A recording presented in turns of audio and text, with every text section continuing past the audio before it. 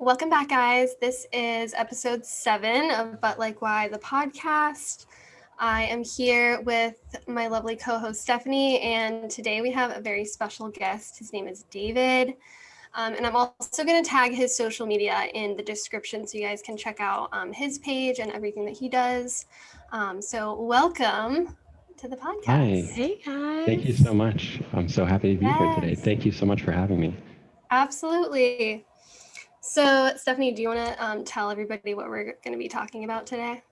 We're going to be talking about 2A, gun laws. How do we feel about guns? How do we feel about gun rights? And kind of learn more about Dave, and also just like our own experience from being people that were more into the idea of regulating, into the idea of like limiting gun control to adding more gun control to being more pro-gun. And that kind of, for me, was something that's happened over the last few years. So we're just going to kind of unpack all of that and how we got here. Yes. Awesome. So, David, I wanted to ask you first and foremost, what is your stance on gun ownership? Well, I have been a gun owner now for about 2 years and some change. So I do have some bias. And it has really changed my life, to say the least, really. And I used to also be adamantly against guns when I was younger. And I was definitely of the opinion that they should just be banned and regulated. But after I've lived my life a little bit and have been in many different kinds of situations, I feel like my opinion very slowly changed, but it definitely has changed completely to the opposite stance, kind of like Stephanie mentioned earlier. Yeah. I want to hear more about how do you feel like it's changed your life? Just this change of perspective. Wow. Well, I'm a pretty introverted fellow, and I've definitely dealt with social anxiety and just anxiety in general for a lot of my life, my young adult life and my adult life. And just not feeling 100% at ease wherever I'm at, whether that was out, especially if I was out, but even in my own house, in normal times when I should be fine and relaxed and feel safe, I never really felt all the way safe. And I didn't really ever know why or what I could really do about that. And now with anxiety being so prevalent in our society and kind of like a meme almost with the younger generation, I just kind of felt like I had to live with it and it was normal. But now after, taking classes and becoming very proficient, and not even very proficient, just, averagely proficient with my, exactly. Becoming proficient enough with my tools has really changed my whole feeling day to day. That's awesome. It is awesome. It is. And I think that's something I feel like people kind of forget. It's like I've noticed that I think people that think that like, oh, because you have a gun, like you're going to be like reckless or just put people's lives in danger. But I've noticed that people that do own guns are actually 3 times more responsible and respectful of people's boundaries. And I think it's just like because when you decide you want to take on a weapon like this, you really have to come to terms with like, okay, so I don't want other people to get hurt, for one. I don't want to hurt myself too. And how can I go about just making sure that I'm not putting anybody in harms as I seek protection, I'm not harming others, I guess. Definitely, yeah. I definitely didn't become confident overnight. And when I bought my first gun, I didn't even buy live ammo for it for many months because I was still, very anxious about handling it and possibly hurting myself or someone. And like you said, it definitely comes from a place of caring for others. Why I became interested in owning a gun, and myself, of course. I know it's easy to think that like, oh, well, if you're trying to get a gun or you like guns or interested in guns, you must, be into nefarious things or have bad intentions. But most people, when they're thinking about owning a gun or they go for it and they actually buy a gun, they're doing it to protect other people. I think that's something that is easily kind of taken out of the conversation, that most people are not crazy or malicious. And so I think that's easily overlooked. Mhm. So one thing that I wanted to bring up was like, with things like school shootings and like clubs getting shot up, that's always, like how do you respond to that? Or, what's Okay. your, yeah. So definitely with schools, pretty much every school I know of is a gun-free zone and has very strict regulations around who can have guns on the property or even near the property. And most of the time, that's just the officer on duty at the school, basically. And pretty much everybody, and that's not new information, pretty much everybody knows that, including bad people. And so places, bars too, like the Pulse shooting in Orlando. In Florida, at an establishment that's solely serving alcohol, you're not lawfully allowed to carry a firearm inside. So these kind of places where criminals know no guns are going to be around and people aren't going to be armed kind of sets up the perfect situation for them if they do wish to take advantage of someone or maybe just be as evil as they can. Yeah. I didn't even think about it like that, but it makes a lot of sense, for a bad person. Yeah. And Yeah. and also these shootings and standoffs that happen, people always think of what the perpetrator is doing, but how does it end? Who stops it? The police or the SWAT team comes in with guns and usually shoots the person. So if we could just take out all of the stuff in between and have guns in citizens' hands at the schools, at the nightclubs or the bars, anyone there looking to do evil, especially on a very mass scale, is not going to get very far at all. That response time it comes way down. Yeah, Yes, it's I interesting you agree. say that too, because and I feel like people initially are like, oh, like, do you want it to be like the Wild West? And it's kind of a controversial concept to think that like people kind of have the ability to protect themselves, but people don't realize that actually during the Wild West, it was actually way safer. Like there's actually a lot less like mass shootings or just discrepancies between people because it was more of like, oh, somebody's armed, like you're not going to take a chance like screwing with somebody if you know that they have the will and what they need to protect themselves. Exactly. And you wouldn't know who was armed. Children could have been armed back in those days. And I love the past and like medieval times. And back in those days, the weapon of choice was either a sword or a dagger, some kind of edged weapon. And everybody had a blade of some kind on them. That's just what you did. Life is too dangerous, just point blank, to not.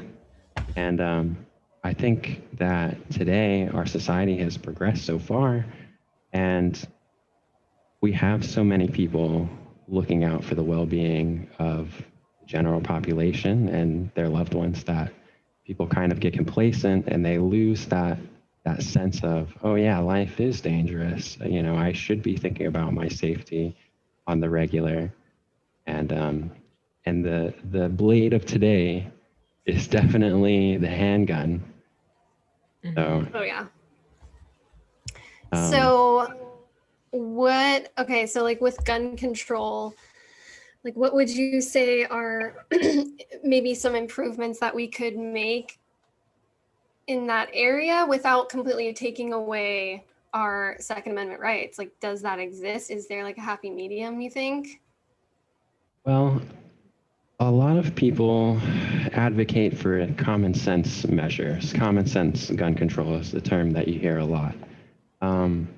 But these things that seem like they just make sense, like background checks or registries, um, minimum wait periods, like in Florida. I don't know if it's the same as everywhere, but in Florida, when you go to buy a gun, if you don't have a concealed weapons license, you have to wait 3 days from your purchase date to when you can actually take the gun home. Mm-hmm. And all of those barriers, they do stop some people that are looking to do wrong, but they also stop the good people who don't know that these regulations exist or would affect them and go out and try to get a gun in a possibly a time crunch when things are not looking so good for them, when they might not feel safe and they're not able to actually obtain one because of these what most people would say are common sense regulations.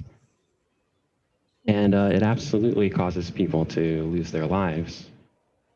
Something as simple as a couple of days. Yeah. Right. When I went, I had no idea I had to wait. I thought, because, the way that, I would say like the media says, it's like, oh, you just walk into Walmart and you can just pick it up. And like, it was not that way for me. Like, I kind of decided I wanted to do it. And then I went to like a local like pawn shop gun store. And he was just like, oh, like you need like a correct license, like a residence license. And oh, like you need this and oh, you need this. And I'm just like, oh, I had no idea. And it's like, oh, you're going to have to also wait. And I remember like having to like re-update my license. I had to go to the DMV and then I came back and the gun I wanted was gone. So it was like it was like a whole thing. Yeah. So I'd already like tried out this gun. I was like, this is the right one for me. It felt great. And then by the time I went back, it was gone. So I had to pretty much start over the whole process. Maybe I ended up with what I was supposed to get. But for me, it was eye-opening anyway, just because I was just like, you would think it's just this super easy thing that anybody could just walk into and get it, but it's not. And it really isn't. Yeah. I really wish it was as easy as the media portrays it to be. But yeah, in a lot of instances, it's harder to buy a gun than a pack of smokes. Mm-hmm. And that people calling for common sense, there's really not a lot of common sense when it's at that point, where it's much easier for an underage person to go buy a pack of smokes than a legal person go buy a firearm to defend themselves. Mm-hmm. It's interesting, isn't it?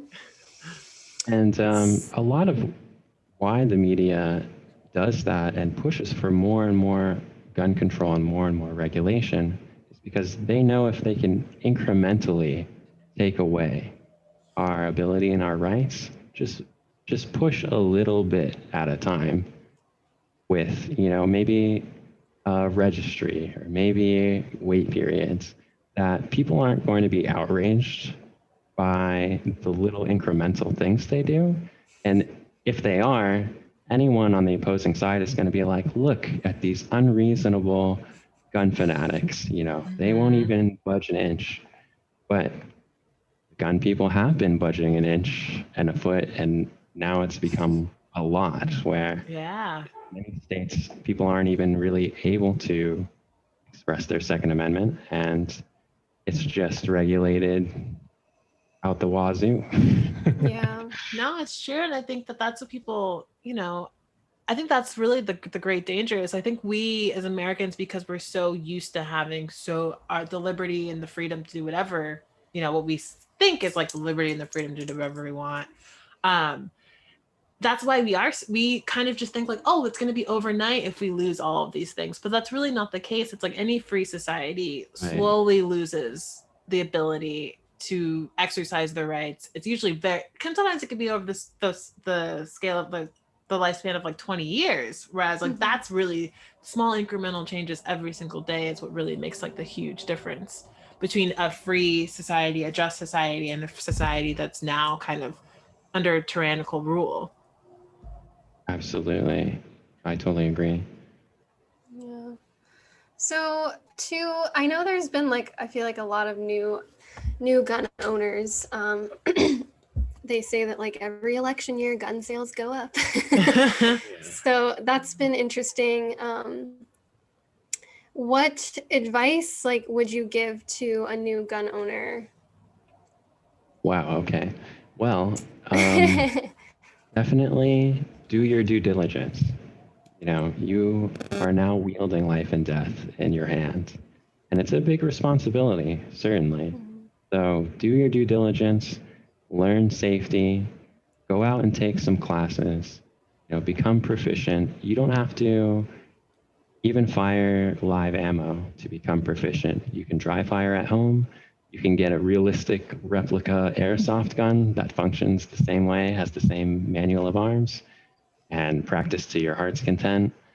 You know, practice drawing from your holster if you're carrying it, and yeah, just never stop learning about it. I don't think you can be too overly educated or competent when it comes to firearms. Also, I would say go take a triage class. Go take a gunshot first aid class and get the uh, the necessary um,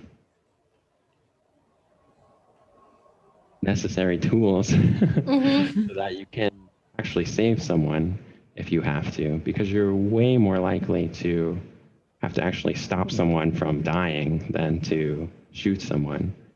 So I think all the new gun owners are definitely on the right track. And it's great that we have a lot more of citizens thinking about their protection and the protection of their loved ones and possibly their country. But Mhm. yeah, medical is so important and it's very frequently overlooked. And I don't think anybody should own a firearm without having some medical equipment and knowing how to use that in an applicable situation, like a Oh gunshot yeah. wound. Yeah. Yeah, That's yeah. funny. I've never really heard like that be brought up with the medical thing. Because I recently got a firearm, and me and my partner watched 1,000 videos about safety and just things we should know, looking up the laws in Florida and things like that. And most of the videos that we watch just go over strictly, talking about the gun, nothing about like if there's a wound. So that's a really great point. Oh, yeah. I think that probably helped me more than just carrying the firearm, knowing that I had medical equipment and I knew how to use that medical equipment in a way that I could save someone even from a gunshot or like a serious injury. I think that did more for my confidence and my sanity than even being a gun owner. Yeah. I highly recommend getting medical training. Even if you don't think you're ever going to be a gun owner, you still might happen upon someone who really needs your help. And it Um, Yeah. also says something about just being independent too, just like knowing how to handle a situation and not panicking. I think that oh that's yeah, something that it's actually a skill that goes over so many different things. Like even like, everyday life, you just want to be able to handle certain situations without being panicky and really being able to think straight. absolutely. Yeah. And I think that now, in situations where I would have felt very overwhelmed and anxious, or maybe even scared for my safety, most of the time I shrug those situations off now or laugh about them. And it's really been a huge thing in my life and just how confident I am out in public and around people. Um, it's really huge to me. And also, I feel this kind of unspoken connection now to everybody that I'm in the vicinity of when I am out in around the town or whatever. That I'm not only here defending my life, but in case, God forbid, anything insane or crazy did happen, I'm here for any one of these people just as much. And I feel like in that way, I've become closer and more tolerant of other people. Um, just in that alone. Yeah. That's a beautiful thing. Yeah, that is. I feel like every gun owner should like have that perspective because I think that's how it should be. It Okay, really cool. should, because I think that when we live in such a system that's everything is so ironed out, like we know that there's police officers, we know that there's EMTs, we know that there's systems in place, but I think that also kind of takes away from our personal responsibility for our communities. And I think Oh, that absolutely. just like taking a gun class and like learning, because I remember sitting through my first like concealed carry class, and I was just like blown away by how much I didn't know, and just like hearing from perspective. I think the teacher of my class, he's had a gun since he was in the military, so it's probably like 40 or 50 years, but he's only drawn it twice, and he like could tell each instance like where he had to draw it. And I was just like, that's kind of crazy, because it's not really about buying a gun, isn't really about like, oh, I'm going to shoot it aimlessly. It's like you want to learn how to use it, but you don't want to have to use it. It's kind of the way that I see it, you know? And also, a lot of people don't realize that in a lot of situations where they think the use of a gun would be justified, it's actually not. Disparaging? Hold on, let me look up this word. Okay.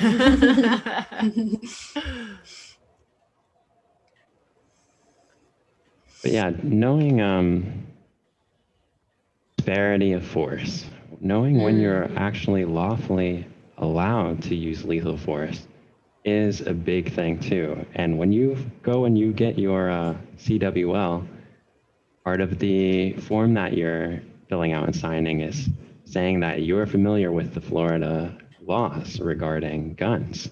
And that is a big part of it. That you really can't use your firearm except as a last resort, a very last resort.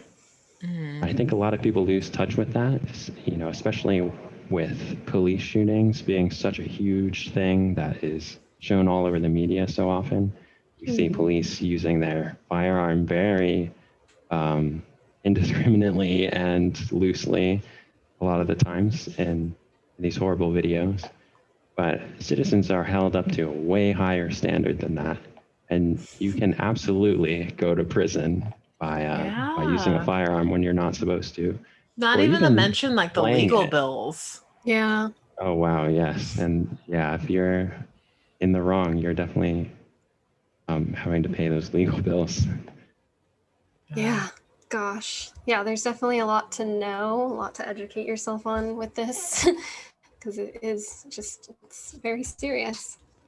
Absolutely. But I think the big thing about it is that once you go through your due diligence and you've practiced with your firearm and you're comfortable with your firearm and you know how it works and you know how to fix it, how to clean it, and you know what your shots are going to be looking like at certain distances, and you have the medical training, you know the use of force, there's not really anything left after that. You know, it's getting better at, you know, firing your firearm, maybe doing more medical training and stuff, but there's really no big mystery to guns. And guns aren't inherently dangerous. I think that was a big thing for me when I was first getting into it, is that I didn't really know anything about guns or how guns worked, even though pretty much every video game I've ever played has to do with shooting guns at some point or another. I had some rough idea of how guns worked and stuff, but I really wasn't confident, and it really did scare me and it put me off from it. But once you learn the very few things to safely operate a firearm, whether it be a handgun or a rifle, that's it. Now you know, and as long as you go through the steps and pay attention, you're never going to, you know, accidentally hurt yourself or someone else, because everything regarding the gun is very black and white. Either it's loaded or it's not loaded. Either there's something in the chamber, there's nothing in the chamber, the safety's on, the safety's off. You just know your condition of your weapon, and there's no mystery, and you can be very confident.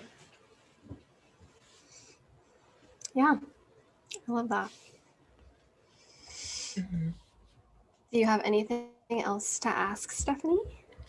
I guess I'd be curious. I assume by like your beautiful tapestry behind you that you're pretty spiritually aware person, and I think that there's like a weird connotation, like people that are more spiritual aren't interested in owning firearms. So I think it's really interesting too to kind of just hear from your perspective as somebody who I assume it's just very in touch. And like I guess like, what do you expect? What do you want to tell people that think that like spiritually inclined people aren't as like, what do you, I guess what am I trying to say?